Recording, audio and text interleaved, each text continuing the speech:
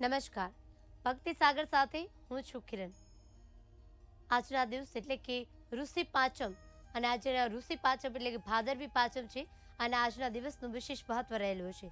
કહેવાય છે કે આજના દિવસે નાહવાનું અને વ્રત કરવાનું વિશેષ મહત્વ રહેલું છે। આ સાથે જ ગઈકાલે આપણે ગણેશ ચતુર્થીની સ્થાપના કેવી રીતે કરવી એ જોઈ અને આ સાથે જ ગણપતિ દુંદાળાને ઘરે લાવ્યા છીએ, તેની પૂજા અર્ચના કરીએ છીએ। વાતે ગાતે સૌના ઘરે ગણપતિ બિરાજમાન છે। સૌ કોઈ સવારના અને સાંજના ભગવાનનું ધ્યાન ધરે છે, દાદાનું ધ્યાન ધરે છે અને દરેક શુભ કાર્ય કરે છે તે પહેલા ગણપતિની સ્થાપના કરે છે। અને ત્યારે તો આજે સાક્ષાત ગણપતિ દાદા આપણા ઘરે આવ્યા છે। ત્યારે આજે આપણી સાથે સ્ટુડિયોમાં ઉપસ્થિત છે દક્ષિણ શાસ્ત્રીજી। દક્ષિણ શાસ્ત્રીજી, આપનું સ્વાગત છે। જય ગણેશ।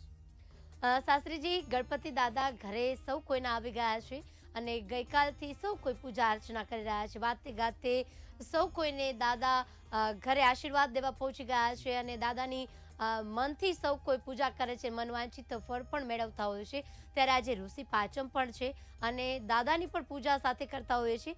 તો આ સાથે આજે દાદાની જે પૂજા કરવામાં આવે છે તેમાં ખાસ શું વિશેષ ધ્યાનમાં રાખવું જેથી વિશેષ ફળની પ્રાપ્તિ થાય, આ સાથે જ ઋષિ પાંચમનું શું મહત્વ રહેલું છે તે જણાવશો।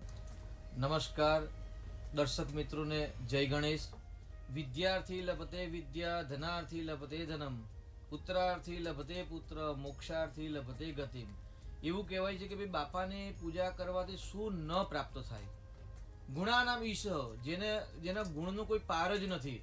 એવું કહેવાય છે કે ભાઈ મહાદેવજી દેવાદી દેવ છે, નારાયણ આખા સૃષ્ટિના પાલન કરતા છે, ભગવાન શિવ સૃષ્ટિનો સંહાર કરતા છે અને બ્રહ્માજી છે એ સૃષ્ટિનું સર્જન કરતા છે। એટલે સર્જન કરતા, પાલન પોષણ કરતા અને સંહાર કરતા દેવતા વિશાળ, એટલે જેના બ્રહ્મા વિષ્ણુ સદાશિવ ગુણ તારા ગાતા અને જે બ્રહ્મા વિષ્ણુ મહેશ છે જેના ગુણ ગાય છે એવા માં પાર્વતી। અને એ જે માં પાર્વતીએ જે ભાદરવા સુદ ચોથના દિવસે પાર્થિવેશ્વર એટલે માટીના એક મૂર્તિનું સ્વરૂપ બનાવી અને ગુણાનામ ઈશ એટલે કે જે ગુણોના અધિપતિ છે એવા ગણેશનું આવાહન કરી અને ગણેશજીનો જે જન્મોત્સવ મનાવ્યો અને જે જન્મદિવસ હતો ગણેશનો, એટલે તીર્થના ક્ષેત્રમાં જઈને સ્નાન કરવું અથવા તો ઘરની અંદર જ ગંગાજળ, યમુનાજળ ઇત્યાદિ અર્પણ કરી અને તીર્થથી સ્નાન કરી અને દાનનું મહત્વ છે। એટલે ઋષિ પાંચમના દિવસે કશ્યપાદિ, ગૌતમ આદિ ઋષિઓનું પૂજા કરવું। અરુંધતી દેવી સાથે સપ્ત જે ઋષિ છે એ સપ્ત ઋષિઓની જો પૂજા કરવામાં આવે તો સપ્ત ઋષિની પૂજા દ્વારા થયેલા પાપમાંથી મુક્તિ મળે છે। વ્યવહારની અંદર, સમાજની અંદર, ઘર પરિવારની અંદર જાણતા અજાણતા કીટ પતંગાદી ઇત્યાદિ ઘણા દોષ થતા હોય છે। તો એ દોષમાંથી મુક્તિ મેળવવા માટે આજે સપ્ત ઋષિની પૂજા કરવી, સપ્ત ઋષિને પ્રાર્થના કરવી। જો આપને કોઈ મંત્ર ન ફાવતો હોય તો અરુંધતી દેવીને નમસ્કાર કરવા, 7 ઋષિઓને નમસ્કાર, આટલું બોલી અને તીર્થોને એટલે ગંગાદી સમસ્ત તીર્થ એ તીર્થોને નમસ્કાર કરવા અને પ્રાર્થના કરવા, અમારાથી વર્ષ પર્યંત જે કંઈ પાપ થઈ ગયા છે એ પાપમાંથી મુક્તિ આપો અને સાથે સાથે સામાનું જ નૈવેદ્ય કરવું એટલે ગ્રહણ કરવું, સાથે દૂધ અને ફળ લઈ શકાય છે। આ રીતે આજના દિવસનું ઋષિ પાંચમનું વિશેષ મહત્વ છે। આજે આપણે વાત કરીશું દાદાના ઉત્સવનો બીજો દિવસ એટલે ભાદરવા સુદ પાંચમ। પાંચમના દિવસે બાપાની પૂજા કરવી। આજે ગુરુનું નક્ષત્ર છે એટલે ગુરુના નક્ષત્ર એ સાથે ભગવાન બાપાની પૂજા કરે। એવું કહેવાય છે કે ભાઈ કોઈ ઠોઠમાં ઠોઠ વિદ્યાર્થી છે કે જેની પ્રજ્ઞા શક્તિ નથી, બુદ્ધિ શક્તિ નથી, પણ એને જો યાદ કરાવવા માટે, જો કઈ પ્રજ્ઞા શક્તિ લાવવા માટે બાપાની પૂજા કરવામાં આવે એટલે સંકટ નાશન ગણેશ સ્તોત્ર એમાં લખેલું છે કે વિદ્યાર્થી લભતે વિદ્યા, ધનાર્થી લભતે ધનમ। જે બાળકને કે 10 દિવસ પર્યંત બાપાના જેટલા પાઠ કરો એ પાઠ કરવાથી બાપાની કૃપાથી વિદ્યાર્થી લભતે વિદ્યા એટલે વિદ્યાર્થીને બુદ્ધિની પ્રાપ્તિ થાય છે। સાથે સાથે ધનાર્થી લભતે ધનમ, જો આપને ધનની આવશ્યકતા છે, સમૃદ્ધિની આવશ્યકતા છે, વેપાર રોજગારની અંદર પ્રતિદિન ઉન્નતિ થાય, અભ્યુદય થાય, તો એના માટે પણ તમે બાપાનો આ સ્તોત્રનો પાઠ કરી શકો છો। ધનાર્થી લભતે ધનમ। જો કોઈને સંતાન નથી તો સંતાનની પ્રાપ્તિ કરવા માટે પણ આ સ્તોત્રનો પાઠ કરી શકાય। મોક્ષાર્થી લભતે ગતિમ એટલે ઉત્તમ ગતિ, બાપાના આશીર્વાદ માટે ભગવાનની આ રીતે તમે પૂજા કરી શકો છો। સવિશેષ બાપાની સ્થાપના ગઈકાલે થઈ ગઈ। દરેક જગ્યાએ નગારા, ઢોલ સાથે, વાજિંત્રો સાથે ભગવાનનું આવાહન કર્યું, ભગવાનનું સ્વાગત કર્યું, ભગવાનનું દરેકે ધૂપ દીપ નૈવેદ્ય ઇત્યાદિ અર્પણ કર્યું। પરંતુ જે દાદાનું સ્થાપન કર્યું એ સ્થાપન વિશે આપણે જાણીશું કે ભાઈ દાદાને રક્ત એટલે લાલ કલરનું જ સ્થાપન હોય છે અને સ્થાપનમાં જ આપણે ઘઉં પાથરવાના હોય છે ને અષ્ટદલ કરવાના હોય છે. એટલે એવું કહેવાય છે કે ભાઈ બાપાએ ગણેશજીએ એટલે જ્યારે પાર્વતી માતાએ પાર્થિવેશ્વરનું સ્વરૂપ કરી અને ગણપતિનો જ્યારે જન્મોત્સવ થયો અને ત્યાર પછી જ્યારે દ્વારપાલ તરીકે ગણેશજીએ ત્યાં આગળ રહ્યા અને ભગવાન શિવજી આવ્યા અને શિવજી સાથે જે ઘર્ષણ થયું અને શિરચ્છેદન થયું અને મસ્તક હાથીનું બેસાડવામાં આવ્યું અને ત્યાર પછી એકવાર હિમાલયની અંદર ભગવાન પરશુરામ ભગવાન શિવજીને મળવા આવ્યા ત્યારે પણ ગણેશજીએ પરશુરામજીને રોક્યા અને પરશુરામે પોતાની ફરસી છોડી અને એક દાંત તૂટ્યો. ત્યારથી બાપાએ નક્કી કર્યું કે ભાઈ ક્રોધ કરવાથી હંમેશા કષ્ટ જ આવે છે કે દુઃખ જ આવે છે. એટલે બાપા આજે આપણને ઉપદેશ આપે છે કે ભાઈ એમનું આસન લાલ છે એટલે રક્ત આસન હોવાથી ભાઈ તમે ક્રોધને જ આપો. જો જીવનમાં સુખી થવું હોય ને તો ક્રોધનો ત્યાગ કરવો. ગીતાજીમાં પણ ભગવાન શ્રી કૃષ્ણએ કહ્યું છે કે ક્રોધ કરવાથી મોહનો ઉત્પન્ન થાય અને મોહ આવે એટલે સ્મૃતિનો નાશ થાય એટલે બુદ્ધિ નાશો ભવિષ્યથી. એટલે જો ક્રોધ કરવામાં આવે તો સ્મૃતિ અને બુદ્ધિનો નાશ થાય છે. તો બાપા આજે આપણને ઉપદેશ આપી રહ્યા છે કે ભાઈ ક્રોધ જીવનમાં કરવો નહીં. એના સાથે બાપાના બે પત્ની છે, રિદ્ધિ અને સિદ્ધિ. એટલે બુદ્ધિપૂર્વક જો કોઈ કાર્ય કરવામાં આવે તો સિદ્ધિની પ્રાપ્તિ થાય છે. લક્ષ્ય અને લાભ, એમના બે દીકરા છે. જો કોઈ પણ કાર્યમાં જો લક્ષ્ય રાખવામાં આવે તો પણ લાભની પ્રાપ્તિ થતી હોય છે.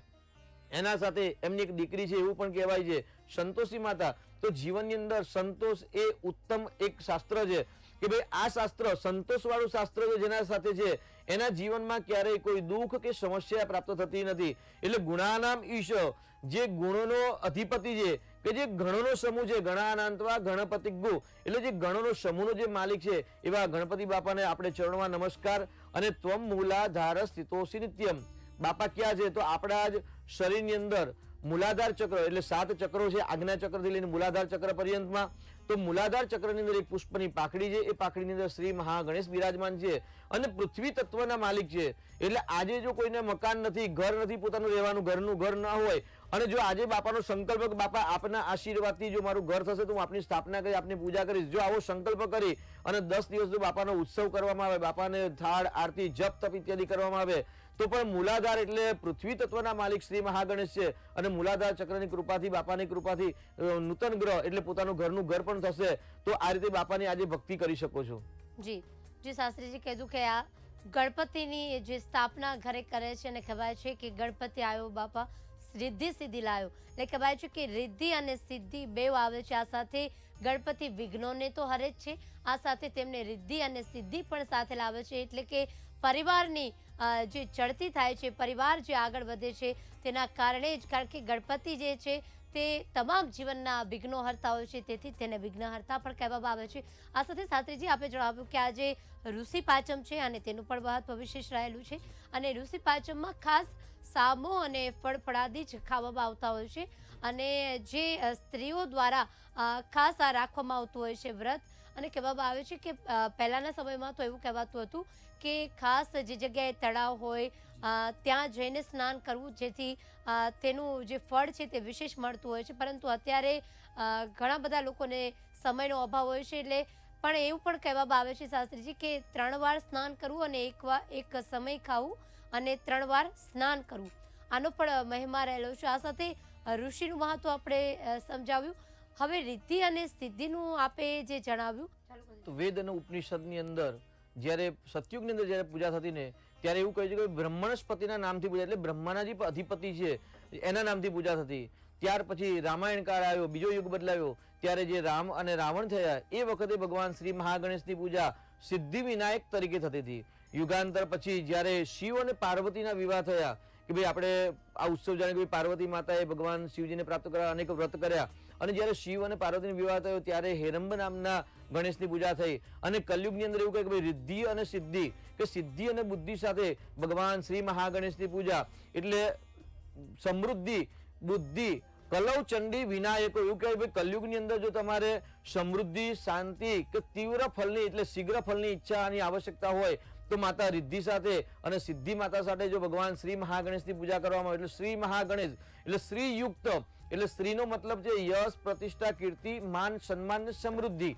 જે 6 પ્રકારના ભગ એટલે 6 પ્રકારના ઐશ્વર્યને ધારણ કરે છે એવા શ્રી મહાગણેશની રિદ્ધિ માતા અને સિદ્ધિ માતા સાથે પૂજા કરવામાં આવે તો પણ હંમેશા મનના મનોરથ પૂર્ણ થતા હોય છે. એટલે ભગવાન શ્રી મહાગણેશની રિદ્ધિ માતા સિદ્ધિ માતા સાથે લક્ષ લાભ સાથે પૂજા કરવાની. સાથે સાથે આપણે એવું આગળ જાણીશું કે ભાઈ સ્વસ્તિક સ્વસ્તિક જે દોરીએ છીએ એ સ્વસ્તિક અને શ્રી મહાગણેશના જે 4 ચાંદલા અને સ્વયં સ્વસ્તિકનું જે ચિહ્ન છે એ ચિહ્ન સાથે પણ 5નો પરિવાર ભગવાન શ્રી મહાગણેશની પૂજા કરવામાં આવે તો પણ મનોરથ પૂર્ણ થતા હોય છે. આપણે આગળ પણ જાણીશું કે સ્વસ્તિક અને શ્રી મહાગણેશનો સંબંધ શું છે.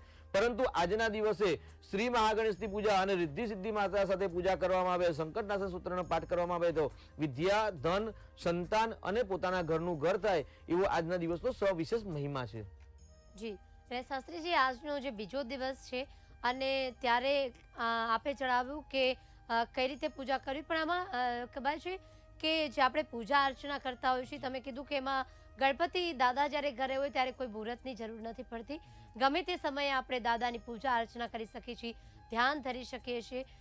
પરંતુ ખાસ પૂજામાં જે આપણે કરતા હોઈએ છીએ અબીલ, ગુલાલ, ચંદન, જે પ્રસાદ ધરાવતા હોય છે, ભગવાનની આરતી કરતા હોય છે, તેમાં ખાસ જે છે કંઈક વિશેષ એવું જણાવો કે જે લોકો ન જાણતા હોય અને જેના કરવાથી ખરેખર બાપા રાજી થતા હોય છે. જી, તો આ 10 દિવસ પર્યંત આપણે કુંવારી દીકરા કે દીકરાઓ માટેનો એક શ્રેષ્ઠ પ્રયોગ કહીએ કે ભાઈ જે કોઈના લગ્ન નથી થતા કે વિવાહની અંદર કંઈક બાધા આવે છે અથવા તો દાંપત્ય જીવનની અંદર કંઈક ને કંઈક પ્રેમનો અભાવ છે, તો જેના લગ્ન થઈ ગયા છે ને અને જો દાંપત્ય જીવન અંદર જો પ્રેમનો અભાવ છે ને તો એવા વ્યક્તિઓએ દાદાને આજે ભગવાન સ્તોત્રના પાઠ કરવા, સંકટનાશનના, અને સાથે સાથે શેરડીનું નૈવેદ્ય બાપાને અર્પણ કરવું. એવું કહેવાય છે કે શેરડીમાં જે મીઠાશ છે એક શેરડી ભગવાન જો ગણેશજીને અર્પણ કરવામાં આવે પતિ પત્ની સાથે તો પતિ પત્નીના દાંપત્ય જીવનની અંદર પ્રેમ વધતો હોય છે.